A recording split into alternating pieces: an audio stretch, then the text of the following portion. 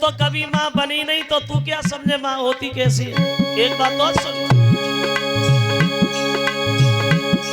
जिसने ना की गुरु की संगति वो ज्ञान ललाई क्या जाने, पतिव्रता होती कैसी है ब्रज चलन लुगाई क्या जाने।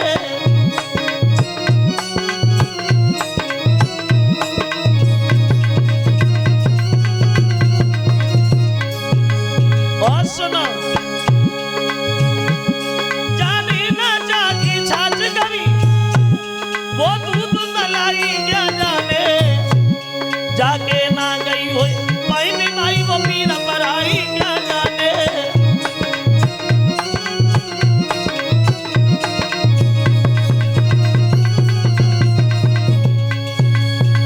अगर मैंने तुझे अपना बच्चा दिया तो उसे जहर दे के मार डाले, तो क्या समझे माँ की ममता? अरे माँ की ममता तो माँ जानती है, तू तो कभी माँ बनी नहीं तो तू क्या जाने माँ होती कैसी।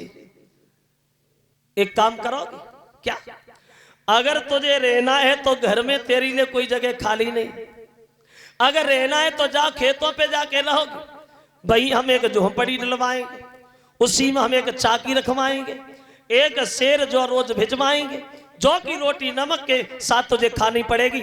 अगर इन बात तुम्हें मंजूर हो तो ठीक है, और नहीं मंजूर है तो तुम्हारी जाए माँ चली या मर भी जाओगी, तुम रोएंगे नहीं कि हमारे घर की नहीं हमारे खानदान के लिए, ठीक है ना। जो उत्तान पाद ने छोटी रानी के ये शब्द सुने,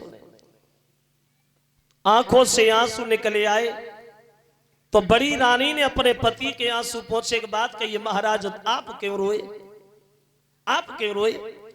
अगर मेरे जीवन में सुख ही लिखा होता तो क्या भगवान हमें एक पुत्र नहीं देता श्रीमन।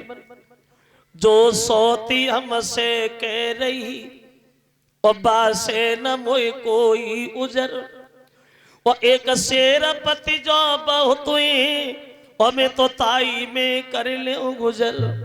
ए महाराज, एक शेर जो हमें रोज मिलेंगे मेरी जिंदगी कट जाएगी, आप चिंता ना करो। चली है वो बड़ी रानी घर को छोड़ करके खेतों की तरफ। श्रोता बंधुओं, अपने पति के चेहरा को बार बार मुड़ मुड़ के देखती जा रही है और दिल में बड़े विचार आते जा रहे हैं। परमात्मा, या तो कभी स्त्री का जन्म न देना, अगर स्त्री का जन्म देना तो उस स्त्री की कभी गोदी खाली मत रखना परमेश्वर। उस स्त्री का समाज में कोई सम्मान नहीं करता जिसके कोई लड़का नहीं होता। आंखों में आंसू लिए हुए आगे बढ़ी है घर को छोड़ के। बड़े मन में विचार आ रहे, परमात्मा कहां से लाके कहां छोड़ दिया हमें।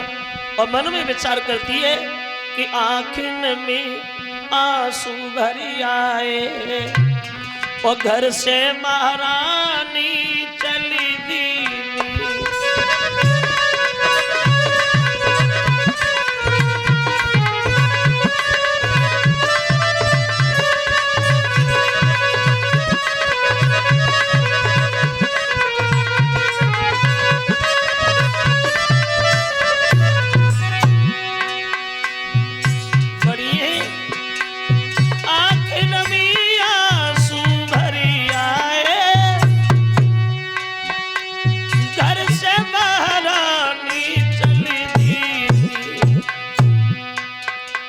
घर बार छोटो परिवार छोटो केतन की रास्ता गही।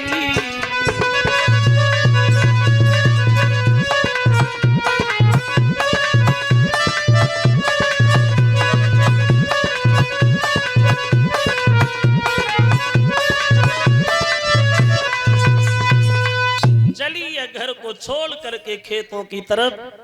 उत्तान पाद बड़े उदास खड़े हैं दरवाजे पे, तो छोटी रानी भकिया के दौर पड़ी। क्या हुआ? ये चेहरा उतर कैसे गया? कोई मर गया क्या? एक बात कान खोल के सुन लो, आज के बाद उससे कभी बोलोगे नहीं, बात नहीं करोगे, समझ गए? चुपचाप उठे और घर के अंदर चली गई। बड़ी रानी खेतों पे जाके रहने लगी है भक्तों। छोटी रानी इधर दासियों के साथ महल में आनंद से रह रही। देखो, एक ही पति की पत्नियां, लेकिन दोनों की किस्मत अलग अलग हो गई। कितना अंतर आया दोनों रानियों में।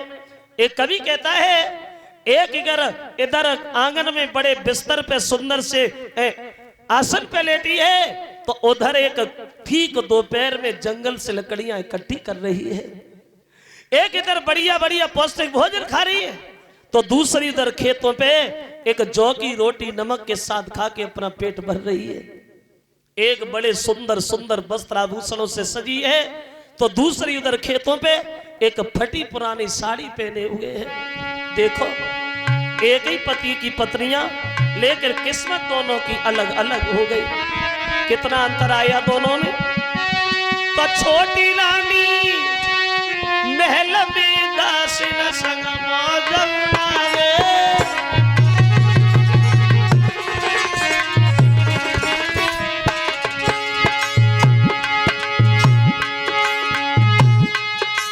अरे छोटी रानी महल में दासिन संग मौज उड़ावे, एक चौकी रोटी खाई रही रे, चौकी रोटी खाई रही रे, तासे गुजर चलावे। सोच रही है बड़ी रानी मन में बैठी बैठी,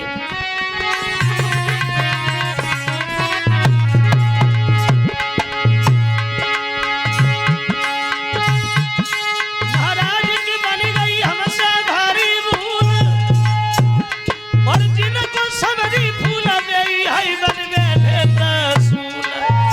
बोली ऐसे जीवन से तो मोती मेरी जान रबी हुई जान, ऐसे जीवन से तो मोती मेरी जान रबी हुई जान।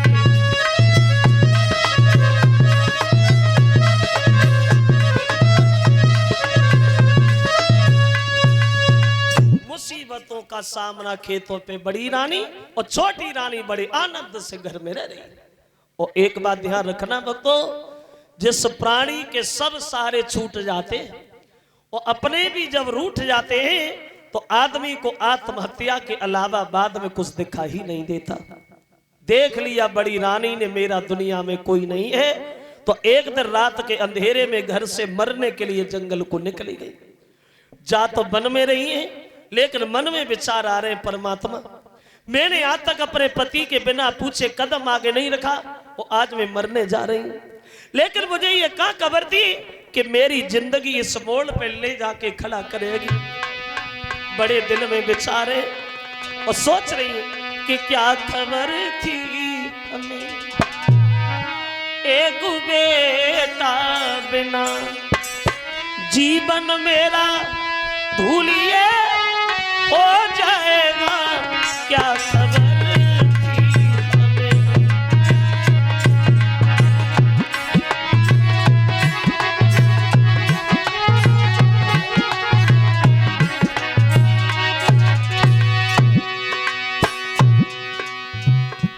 एक दुख होता तो मैं उसे सहन करती, भगवान ने तो हमें कदम कदम पे दुख दिया।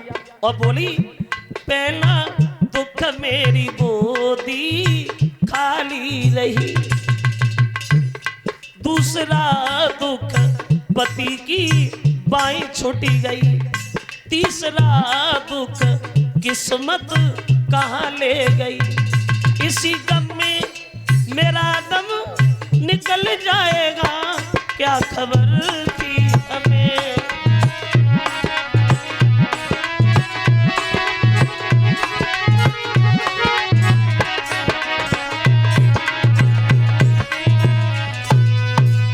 रोती हुई आगे बढ़ी है बड़ी रानी।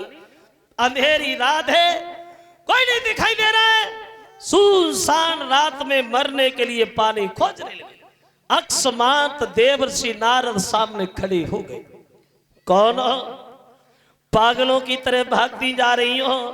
अरे तुम्हें ये ज्ञान नहीं है, बड़ा भयानक जंगल है, जीवधारी भयानक है, कोई शेर तुम्हें उठा ले जाएगा, कोई सर्प तुम्हें डस लेगा, आगे नहीं बढ़ो, अरे पीछे लौट जाओ।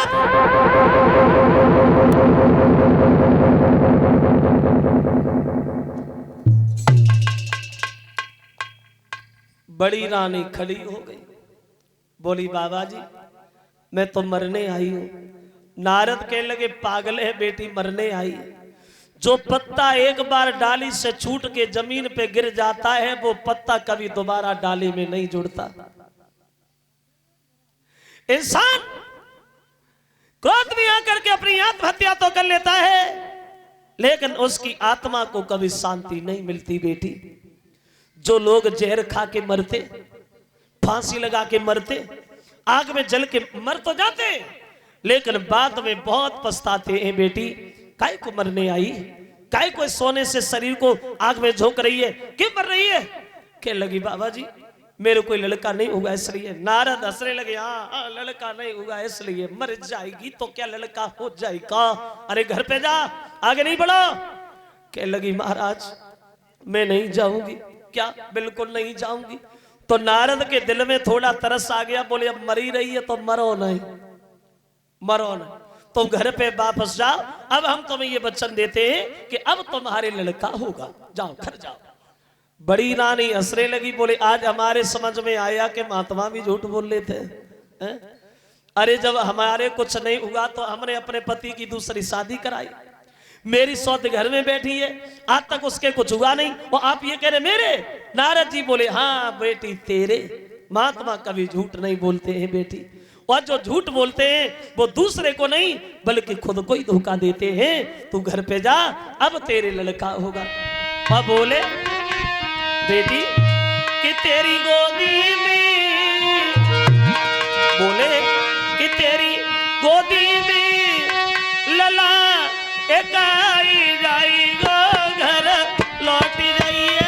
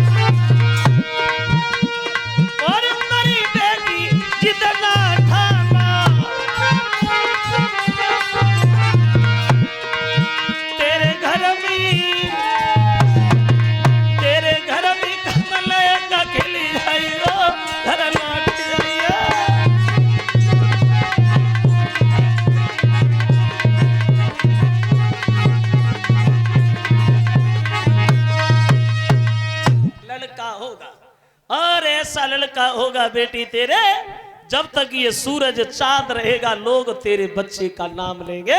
तू घर पे चली जा। चली आई है महात्मा की बात मान करके घर पे बड़ी रानी।